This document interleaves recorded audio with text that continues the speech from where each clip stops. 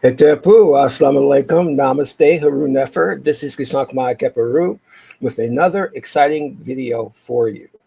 And in this video, we're going to talk about Maat and the 42 negative confessions. But before I do that, I want you to hit the like button on this video. If this is your first time to my channel, hit the subscribe bell to get notifications on when I go live and when I upload recorded videos. If you're interested in knowing more about my spiritual teachings, you can become a Patreon supporter for as little as $1, $5, or $20 per month. There's no obligation. You can cancel at any time, and your support will get you access to exclusive videos on the Egyptian spiritual system that will teach you how to meditate, to properly breathe, how to contact your ancestors, how to do a ritual, how to create a magical amulet. Oh, amulet, not amulet. And also, we do have special series that we run, like ancestral curses, how to get rid of those, and the Bible, decoding the Bible. So become a Patreon supporter today. Last but not least, share this video with family and friends so that we can get the revolution started. So before we go into today's topic, I want to talk about the Magick classes. Now, we held these last year, and it was very successful. So we're going to do it again coming soon this year. Actually, in about 2 weeks, classes are starting up. And if you're interested in learning about the Kemetic Egyptian spiritual system, you can sign up for Magick classes, and they're taught by myself and another student of mine.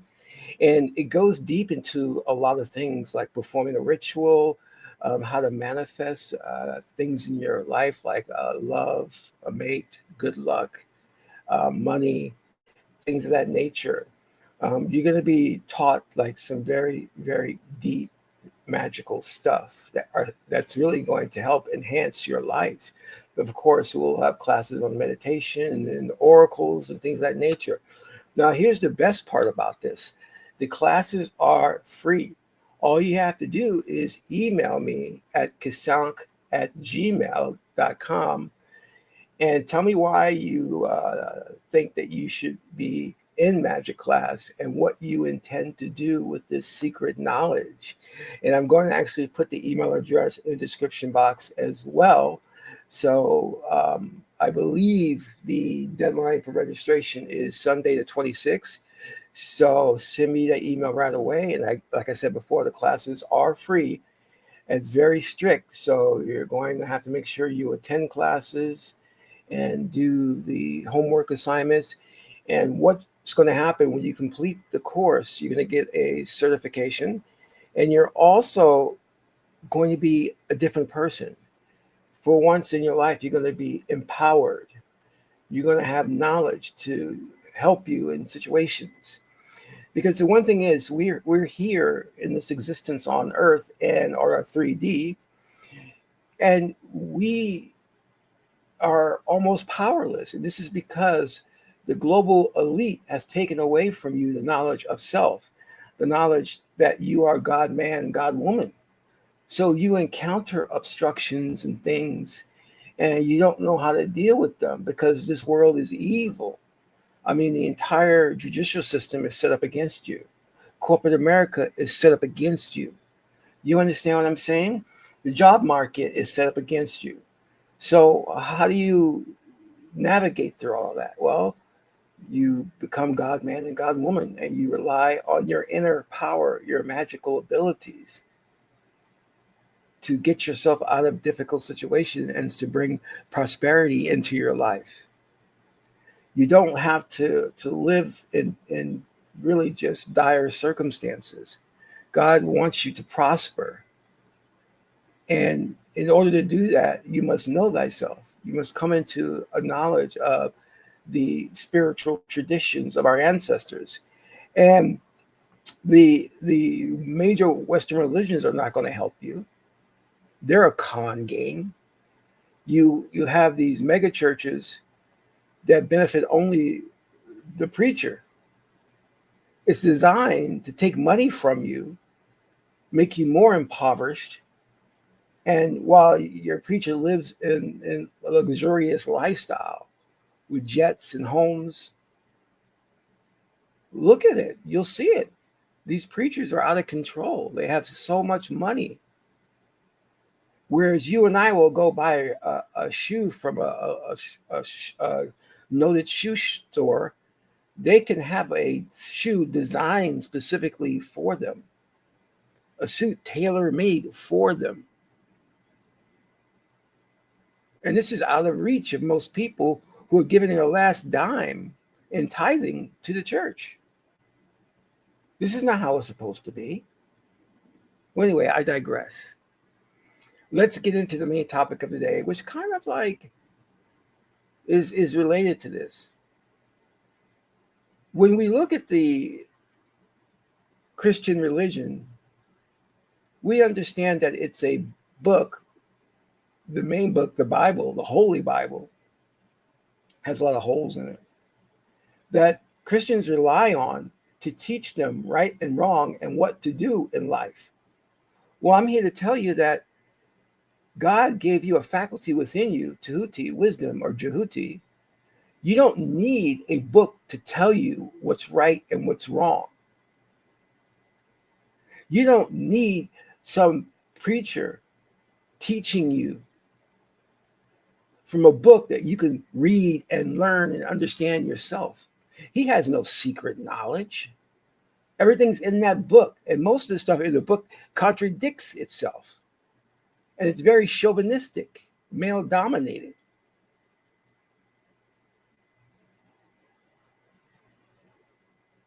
How is God a male of the father, but there is no mother? You see, in the Egyptian spiritual tradition, you will notice that wherever you see a god, there is a goddess next to him. In fact, the Port Neteru, the tree of life that the Egyptians created as a roadmap to spiritual elevation,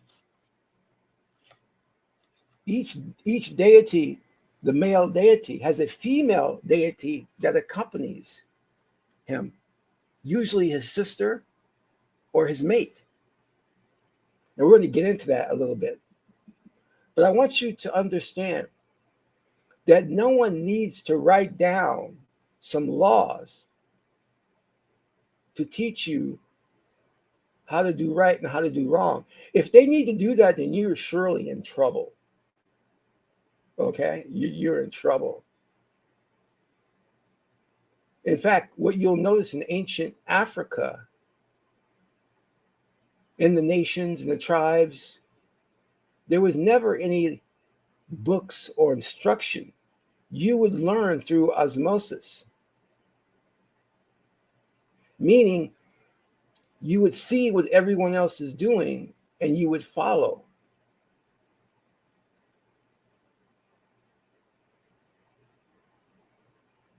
But because white people, Western man, is left brain, which is linear thinking and verbal discourse and facts and superficial knowledge, because that's how they learn. So they need a book. Whereas we, in deriving from ancient Kemet, tapped into the wisdom faculty to understand how we should live.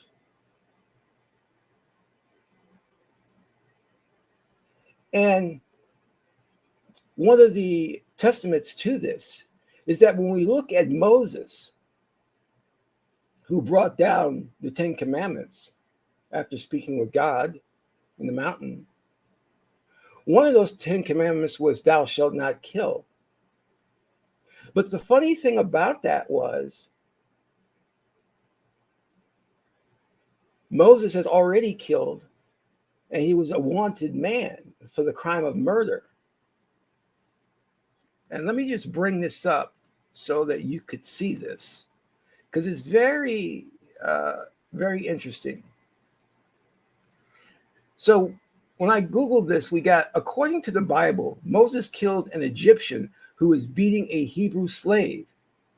This event is described in Exodus 2:11-12. So here we know that Ramses, who sent his guards after Moses for the crime of murder, we note that this is before Moses came down from the mountain with the Ten Commandments. So that tells us there already were in Egypt laws against murder. Isn't that interesting? But yet we need a book to tell us not to murder. One of the things that we have to understand is that the Egyptian spiritual tradition is the original archetype for the Christian religion. In fact, the Christian religion plagiarized, took from the Egyptian spiritual system. And the Christianity took a lot of things from other different cultures as well. There were many more religions and cults that existed prior to Christianity. And Christianity stole from them and put them all in one book so that the Roman Emperor Constantine could rule over the people. He needed a document, he needed a Bible so that he could exert control over the people. So he put together the Bible, authorized by King James, a pedophile. And one of the things they did was they took the Ten Commandments from the Egyptian 42 negative confessions. But instead of taking the 42, they only took 10 of those.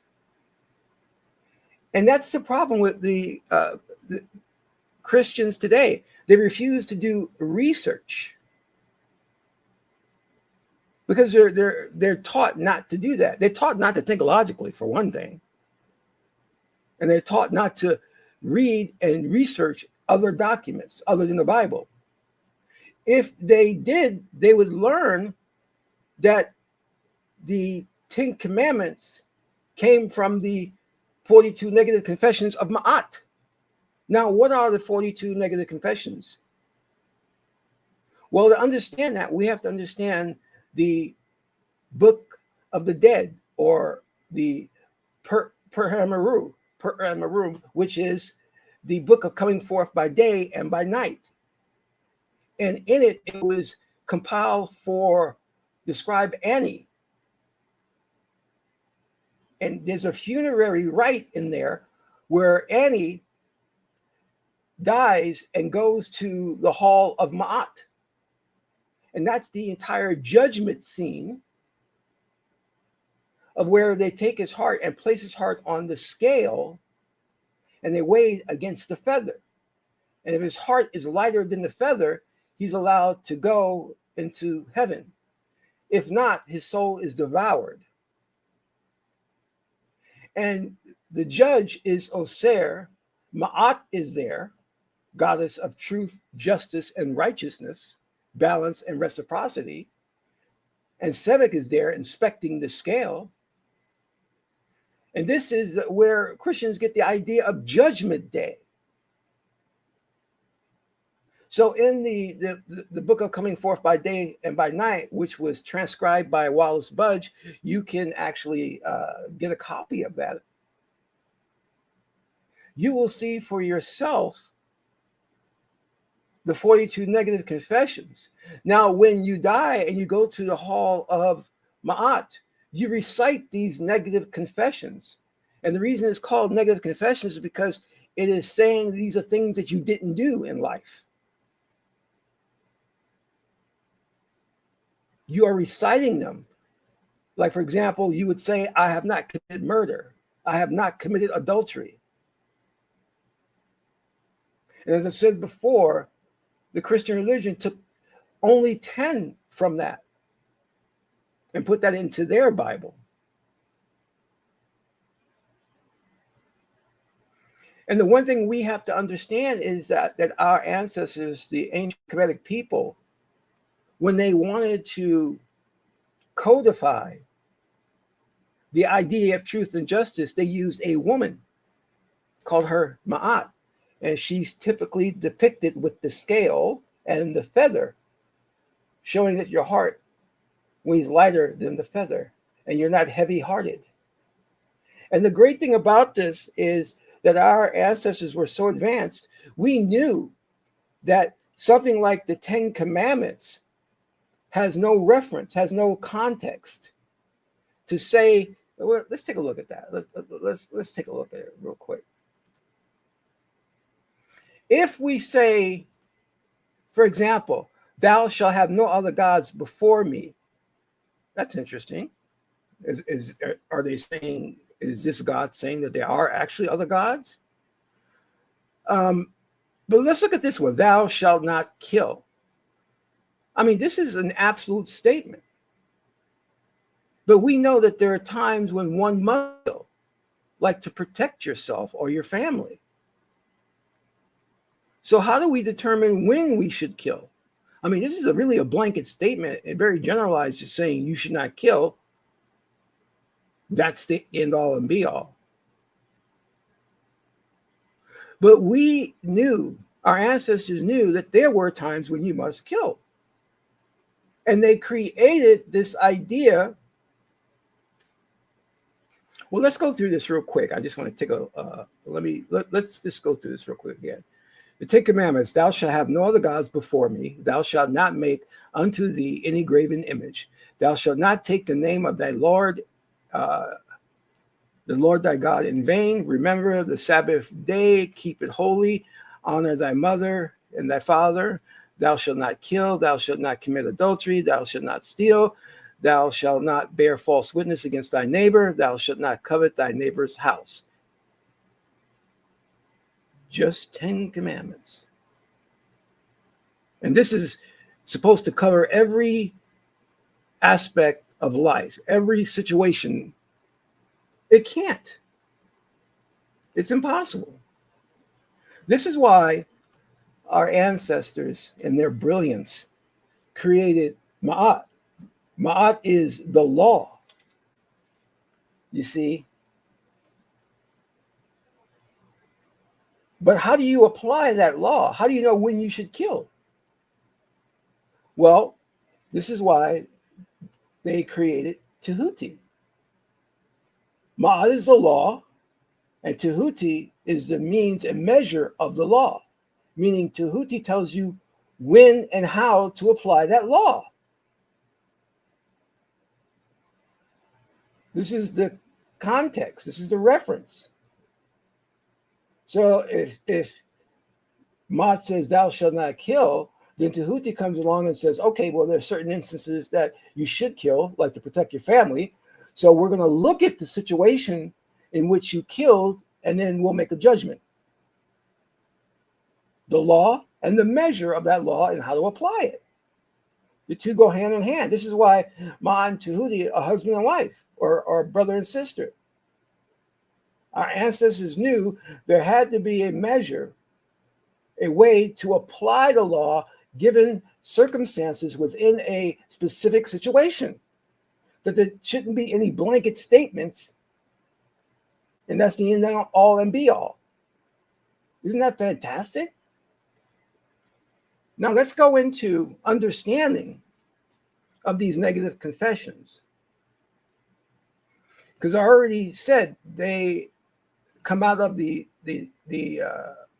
scribe of Ani when he went into the hall of Maat.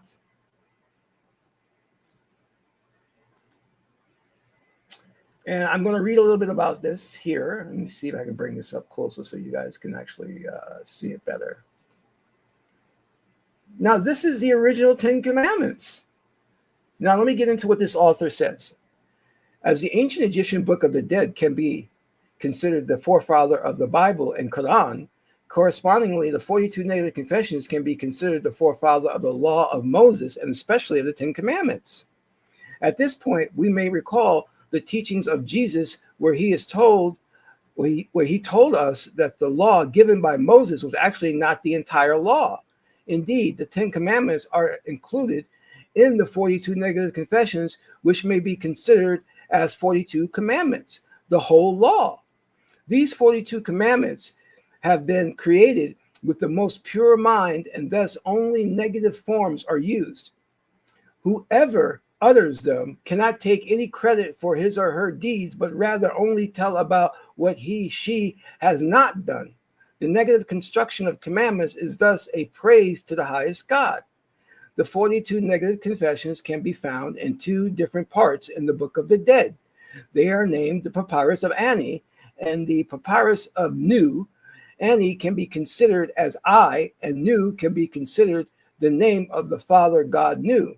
Their names are clues to understanding that they actually represent the two different phases of the way of truth. The Papyrus of Ani describes a person's own experience, and thus the word I is used. This is the first phase, the baptism of water.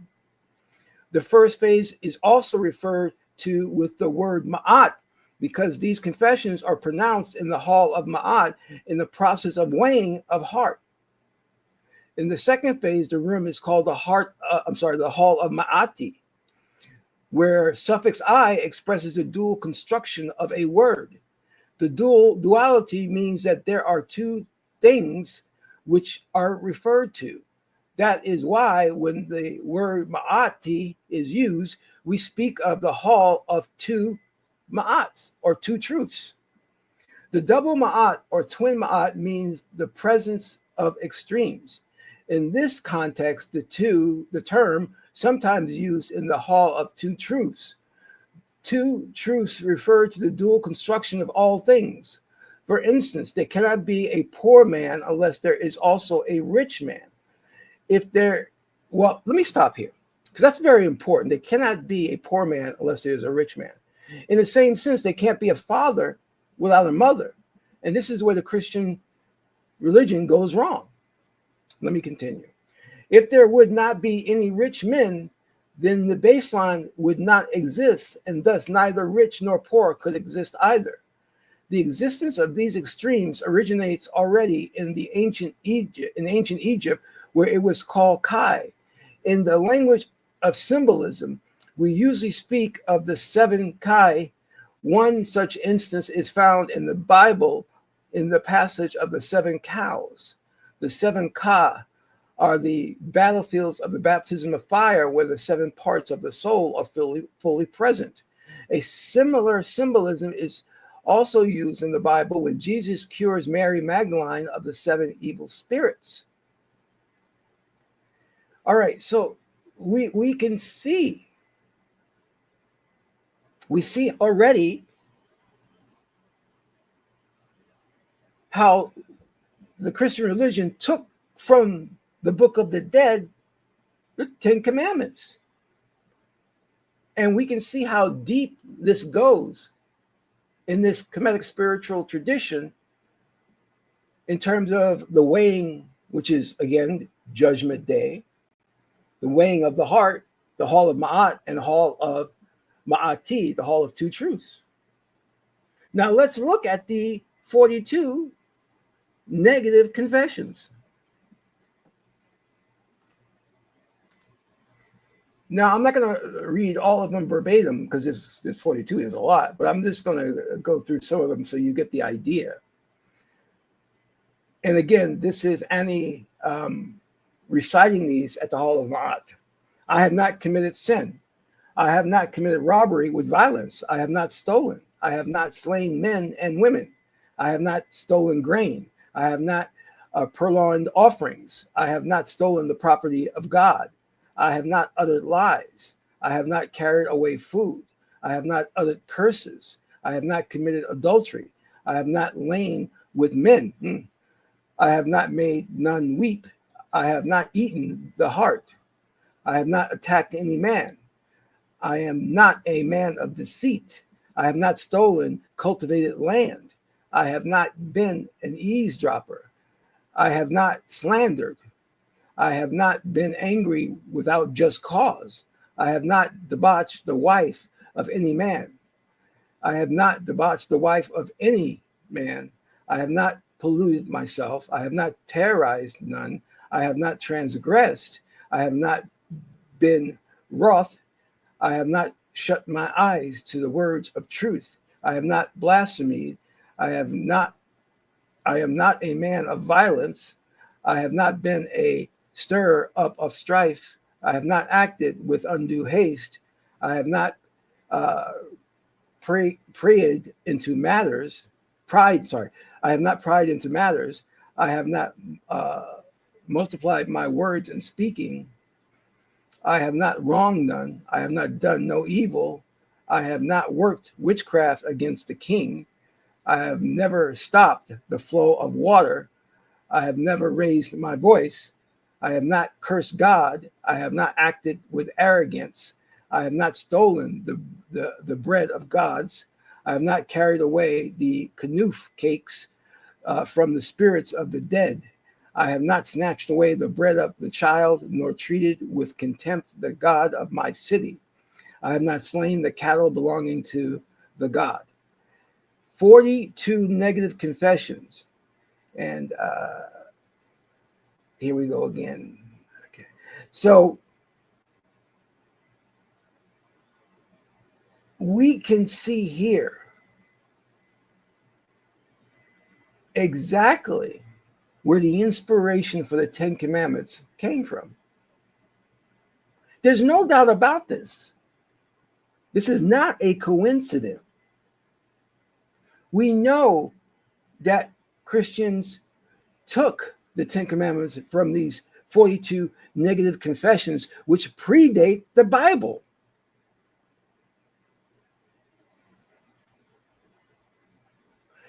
And this is the problem that we face in our modern world. The dumbing down of the population. How these preachers and ministers keep the truth and information of the origin of the text of the Bible from the congregation. This also speaks to the ignorance of Christians in refusing to see the truth. It is bad enough that Christianity, the Bible, was used to enslave Black people. In fact, they would look at the slaves and find the one who had the best oratory skills, make him a minister, and then he would go from plantation to plantation preaching why slavery was good and why the slaves should not rebel. These are Christians who were doing this. And if you wanted to rebel, you were seen as psychologically damaged, that something was wrong with you because you should accept bondage, that it was scriptural. So knowing full well that Christians use this religion to enslave our people, how is it that modern Black people go to church and still consider themselves as Christians? In the same way, when we look at Islam, Muhammad was a murderer. Muhammad went around killing people if they did not convert to Islam. And it was okay because Allah sanctioned it.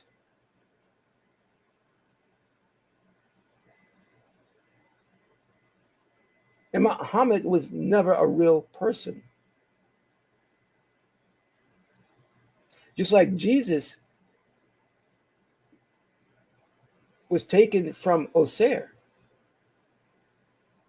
Many of those biblical characters were taken from the Egyptian, what we call Metuneta, the hieroglyphics, the sacred text. We've got to do our research. We can't be deaf, dumb, and blind. We can't be that ignorant to not see these things.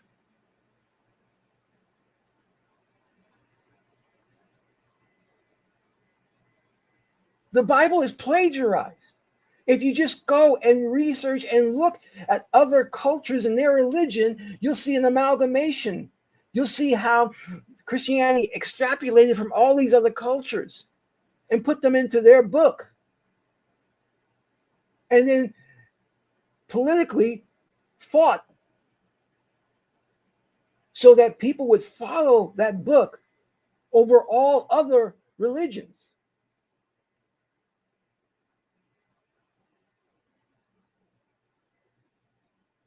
Everybody's fighting to be special and to say that they have the right way.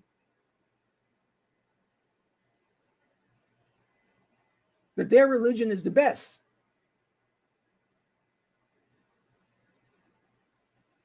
You are being bamboozled and you're going along with it.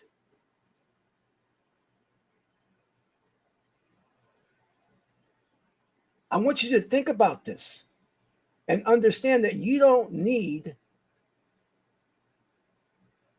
a set of 10 commandments to know to do right or to do wrong or to whatever. You have that inherent faculty of Tahuti and Maat within you because these deities and God is within you. And by tapping into it, you then become the living likeness of God, God on earth. You gain access to special knowledge by tapping into the Akashic records. I don't need to have someone write something down, put it in the Quran to know, oh, I shouldn't do this. Oh, I shouldn't do that.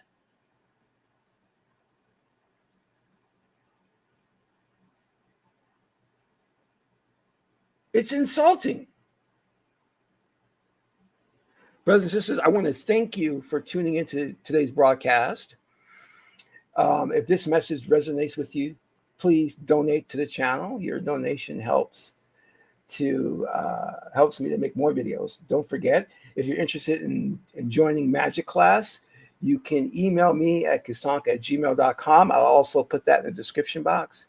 This is Qesankh Ma Keparu, son of Maat and Tahuti. Maat is the beautiful goddess Heteru. Until my next video, Amen Ra.